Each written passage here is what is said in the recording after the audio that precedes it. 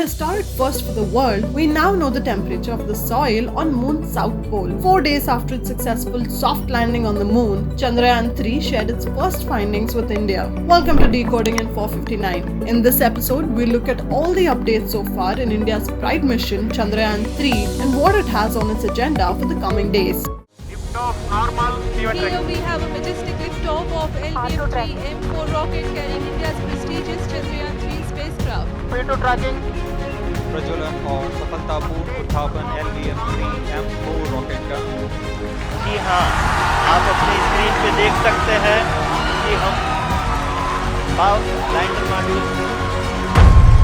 From what ISRO has shared, temperature observations were made with the help of the CHASTE payload of the Vikram Lander. CHASTE stands for Chandra's Surface Thermophysical Experiment and it understands the thermal behavior of the lunar surface. This payload has a probe equipped with a mechanism to reach 10 centimeters beneath the surface of the Moon. 10 individual temperature sensors are fitted to take readings on the surface and at each centimeter under the surface. And guess what? The Moon has extremely variable temperatures in the difference of just about 10 centimeters. The lunar topsoil, which is the surface, has a temperature of 50 degrees centigrade. Dig 8 centimeters into the surface and the temperature is minus 10 degrees centigrade. If it were India, you would have to travel all the way from Rajasthan to Kashmir for such temperature variations. And at a height of 20 centimeters above the surface of the Moon, the temperature is as high as 70 degrees centigrade. This is almost 40 to 50 degrees higher than what scientists had expected.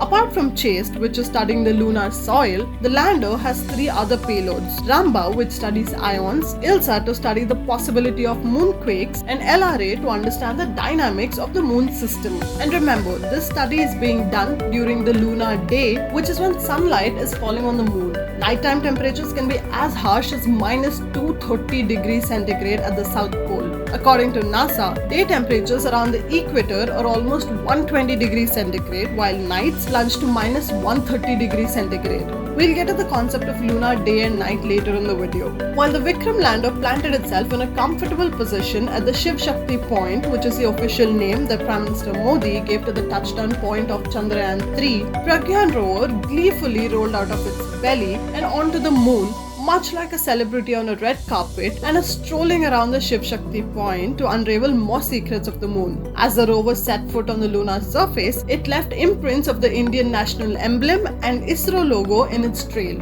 Additionally, the spot where Chandrayaan 2 crashed in 2019 will be referred to as Tiranga. Pragyan is a 6-wheeled rover that will cover up to 500 meters each Earth day, studying the geology of the moon. It will try to find elements like magnesium, potassium, calcium, iron, and more. It will study moon dust and emitted gases, all of which will determine the presence of water on the surface of the moon and inside the craters on the south pole. This data will not only boost India's space credentials but will also provide invaluable data for global space missions. We're not just playing the big leagues, we are setting the pace. Now the catch here is that these space explorers are on a ticking clock. They only have 14 days since the day of landing to finish all their endeavors. Why? Here comes the concept of lunar cycle. Just like on Earth, the sun rises and sets on the moon. However, one lunar day is equivalent to 14 days on Earth, which means after 14 days, there will be no light on the south pole of the moon and the temperatures will drop to minus 200 degrees centigrade. Fun fact here is that the lander and rover are solar powered. So what is their fate when the sun sets on the moon? They will take a break, more like hibernate in the cold weather. While there's no guarantee if they'll make it out of the other end of the cycle, scientists hope that they wake up from their slumber, reboot and get back to work at the dawn of the next lunar day. But no pressure, they say. They will make peace with it even if Vikram and Pragyan decide to shut down. Looking at all the advancements in Chandrayaan 3, it's safe to say that sometimes you have to fail in order to fly. Chandrayaan 2 crashed the hopes and dreams of many at ISRO, but they bounced back up, adopted a failure-based model, and with Chandrayaan 3, nailed that soft landing. So as our payloads do their lunar duties, let's continue to celebrate this historic mission. After all, India is now part of the elite space club.